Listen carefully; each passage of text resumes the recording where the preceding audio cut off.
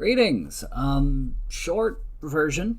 Over the next few days, I'm going to be streaming on Twitch. I don't have a definitive start time yet. I'm trying to play it by ear because I got a lot going on. But I'm going to be streaming on Twitch, and I am going to be doing that at the link in the description of this video. Just announcing it for the few people that still look at my YouTube videos. I don't upload enough for me to show up in everybody's feed, but I really hope I do. The general premise and idea will be playing through Fallout Tale of Two Wastelands, which is a Fallout New Vegas mod that mashes Fallout 3 and New Vegas together. I also have the Frontier installed, but that's mostly for cars. I tried standalone mods, and they had various issues that just don't happen when I have the full Frontier mod, and it wasn't worth the trouble. I have a few other mods in there, like Titans of the New West, a whole bunch of neat little changes to make it a new game, and I've been having fun with it. So I figured, why not do double duty here? I'm going to do a playthrough as if I was one character from the Siegfried Saga. You guys can I don't go to my Twitter, and you can vote on which one I play as. And I will be streaming that for as often as I can for as long as I can each session. And if I take brief breaks, it'll just be to play a video from the History of En Perpetua, and then we'll come back after and get back to what we were doing. The big one overall is that because this is Fallout New Vegas with mods, there's going to be I want to say a general content warning because I'm a responsible person. But I remember what gaming was like when I was 13, 14, all that jazz. And we played Fallout New Vegas, and we played Fallout New Vegas with mods like these, and it's like there's nothing theoretically there that should be a problem, but it is still Fallout. So if you have sensitivities for your children's, that's fine. You're more than happy to, pass on this one. I'm warning you in advance, so there's no issues.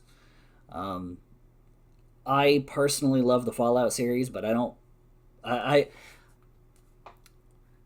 phrase it this way.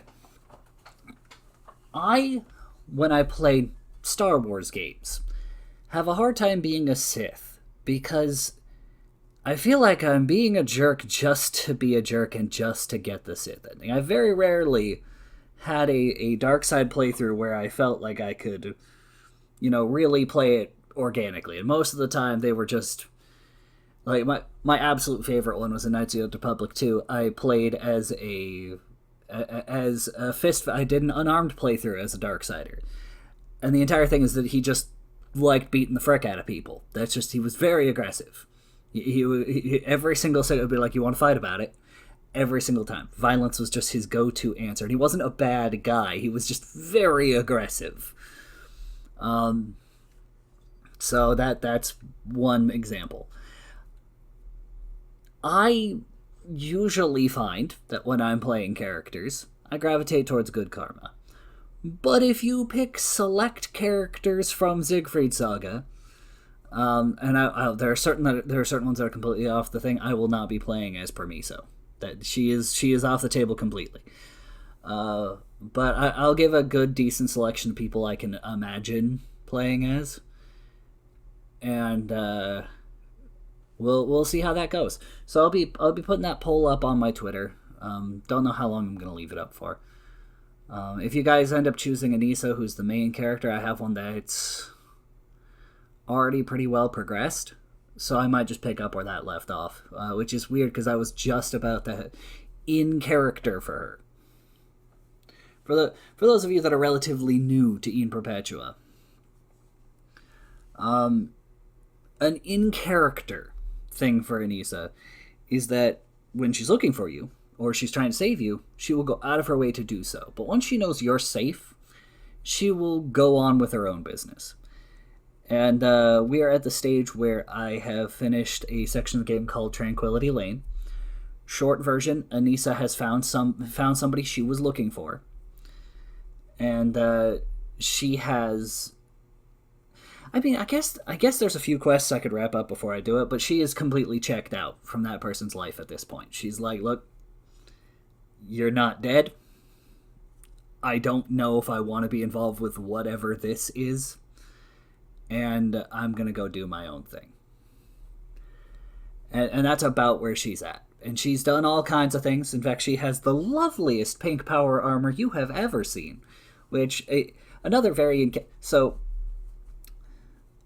when I built this version of Anissa, I made her charisma low, because it doesn't show as... I mean, it kind of shows, especially if you read Scorpion's Dawn. Anissa doesn't have people skills. I have not had her succeed a single speech check the entire game. And I usually have her stay away from them because they don't sound like Anissa talking. So Anissa has been very sparse with people, which is a very unique experience for me. She's been stealthy when she needs to be, but she still prefers, like, now that she's found a brightly colored power armor that makes her feel like a superhero, she is probably going to be far less subtle. She is definitely going to be spending most of her time inside that power armor feeling like a superhero. And consider this her Zora arc. You would be picking up the playthrough right as she stops, embracing her inner Anissa-ness and tries being a superhero. Which is hilarious. It's really the perfect time for me to do the Canterbury Commons quest. But I just don't see that ending well for anyone involved. Pretty sure everybody is going to get power-fisted. That's one of those everybody gets fricked up, because Anissa is not going to... She's not going to settle for a supervillain. Like, she's gonna... And since it's Fallout, when you punch somebody, they don't just get knocked out and then learn their lesson. So she's gonna have to punch people hard enough where their heads come off. Which I don't... Especially current Anissa, she's not necessarily against. Like, Zora, the character... Zora tends to do their best not to kill people. But she still does it through punching. She still beats you up and then fricks up your plan and then bails. But Anissa will frick you up. Anissa will just straight kill you. And I like that as an idea. Like, this is... Playing as Anissa has been a unique experience for me, which is part of why I wanted to share this with you guys. So I'm going to put up that Twitter poll right after I finish processing this, and we will put a link to it in the YouTube description for this video. And we'll see who gets voted for. If no votes come in at all, I'm probably just going to keep playing as Anissa.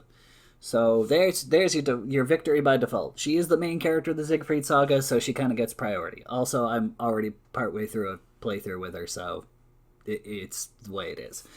But yeah, there you go. I'm going to be streaming on Twitch. Oh, and for the sake of whimsy and various easing, because the economy's not great, and so various forms of easing is always nice. There will be a GoFundMe set up for contributing to both En Perpetua and myself. A portion of the funds will be going to further advertising for the book series. The rest will just go to other necessary expenses. I know it's super vague. But it's because I'm a rather private guy, weirdly enough. I know, from my outgoing exterior and the fact that I'm putting my life's work out on display, you'd think, oh, he can't be private. No, I'm a very private person. But no, it will be going to other things that will help me to stabilize things for my family and myself, and for potential advertising budget for En Perpetua. So that's where the funds will be going. You can give as much as you want. You can... If you figure out how to hack GoFundMe, you can take back as much as you want. But every little bit helps. So I thank you guys for watching this far. Look forward to seeing you at the stream. And even if you don't got time for it, just know that I'll be doing this today and tomorrow. So we're good on that. All right, you guys have a wonderful day.